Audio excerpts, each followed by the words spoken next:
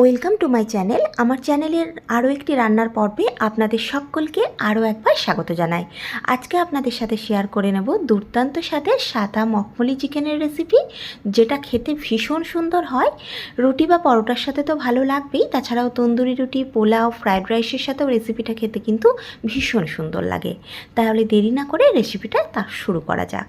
তার জন্য আমি একটা বড় সাইজের মিক্সিং বোল নিয়েছি, আর সেই বোলেতে নিয়েছি 500 গ্রামের মতো চিকেন। এক্ষেত্রে আমি একদম সলিড পিসগুলো চিকেনের ব্যবহার করেছি। আপনারা চাইলে সলিড বা হাড়ের পিস দিয়েও রেসিপিটা করতে পারেন। চিকেনটাকে ম্যারিনেট করতে হবে, তার জন্য দিলাম 1 টেবিল চামচ রসুন বাটা, 1 টেবিল চামচ আদা বাটা, 1 চামচ করে দিয়েছি জিরের গুঁড়ো, ধনের গুঁড়ো, অল্প একটু গোলমরিচের গুঁড়ো, তার সাথে দিয়েছি 1 চামচ মিট মশলার গুঁড়ো, আর 1.5 চামচের মতো দিয়েছি তন্দুরি মশলার গুঁড়ো, বেশ খানিকটা ফ্যাটানো দই, আর দিয়েছি ফেস ক্রিম। এর সাথে যোগ করেছি স্বাদ অনুযায়ী লবণ, আর দিয়েছি বেশ খানিকটা কাসুরি মেথি। এবারে সমস্ত উপকরণগুলিকে ভালো করে হাতের সাহায্যে চিকেনের সাথে মাখিয়ে নিতে হবে। ম্যারিনেশনটা এই রান্নাতে ভীষণ গুরুত্বপূর্ণ, এবং ম্যারিনেট করেও রাখতে হবে বেশ কতক্ষণ। আমি এক্ষেত্রে চিকেনটাকে 3 থেকে 4 ঘন্টার মতন ফ্রিজে স্টোর করেছিলাম। আপনারা চাইলে নর্মাল টেম্পারেচারেও চিকেনটা কিন্তু রাখতে পারেন। খেতে কিন্তু ভীষণ ভালো হবে এই ম্যারিনেশনের জন্য। ততক্ষণের জন্য অন্য যেসব উপকরণগুলো লাগবে সেটা একটু রেডি করে নেব। নিয়েছি 2টো পেঁয়াজ। এই রান্নাতে পেঁয়াজটা খুব বেশি লাগে না। 2টো পেঁয়াজ নিয়েছি। পেঁয়াজটাকে ছাড়িয়ে নিয়ে একদম নর্মাল রাফলি করে কেটে নিয়েছি। এক্ষেত্রে খুব মিহি করে কাটার একদমই প্রয়োজন নেই। নিয়েছি 5-6টার মতন কাঁচা লঙ্কা, সেটাও কেটে রেখেছি। অপরদিকে রান্নাটা বসিয়েছি, তার জন্য কড়াতে 1 টেবিল চামচের মতো সাদা তেল দিয়েছি। তেলটা কিন্তু সাদা তেলই ব্যবহার করতে হবে। এর সাথে তেল ভালো করে গরম হলে যোগ করেছি একটা এলাচ, একটা লবঙ্গ, আর দিয়েছি একটুখানি দারচিনি।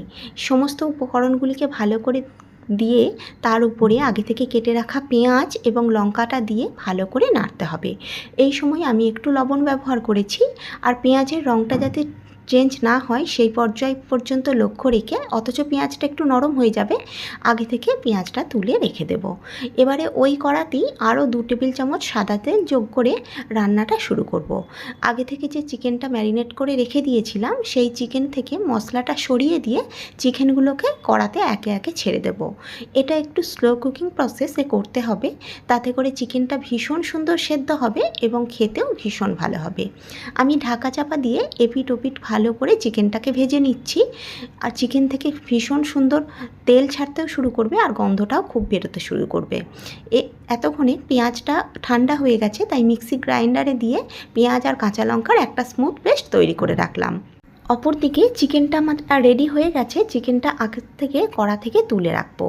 দেখতেই পাচ্ছেন খুব সুন্দর চিকেনের গায়ে রং ধরেছে। চিকেনটা তুলে নিয়ে কড়াটা পরিষ্কার করে নিয়ে ওই কড়ার মধ্যেই পেঁয়াজ, কাঁচা লঙ্কার পেস্টটা দিয়ে দেবো, আর দেবো মিক্সির বাটি ধোয়া জল। এবারে ভালো করে নাড়িয়ে চাড়িয়ে মশলাটা কষতে হবে। প্রথমেই বলেছি একটু স্লো কুকিং প্রসেস, মানে ধীরে ধীরে রান্নাটা করতে হবে কম আঁচে, তাতে করে রান্নার স্বাদ কিন্তু ভীষণ ভালো হবে।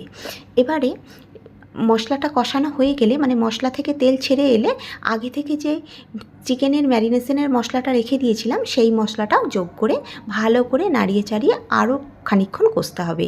সমস্ত মশলা ভালো করে কষানো হলে গ্রেভির জন্য পর্যাপ্ত পরিমাণে জল যোগ করতে হবে, আর জল ফুটে উঠলে আগে থেকে ভেজে রাখা চিকেনের পিসগুলো দিয়ে মিনিট 10 মতন মিডিয়াম টু হাই ফ্লেমে ফুটিয়ে নিলেই তৈরি হয়ে যাবে সাদা মখমলি চিকেনের কারি। দুর্দান্ত খেতে হয় রেসিপিটা। দেখতেই পাচ্ছেন রেসিপিটা কতটা সুন্দর এবং লোভনীয় তৈরি হয়েছে। দেখা হবে খুব তাড়াতাড়ি অন্য কোনো রেসিপি পর্বে। ততক্ষণের জন্য ভালো থাকবেন। ধন্যবাদ।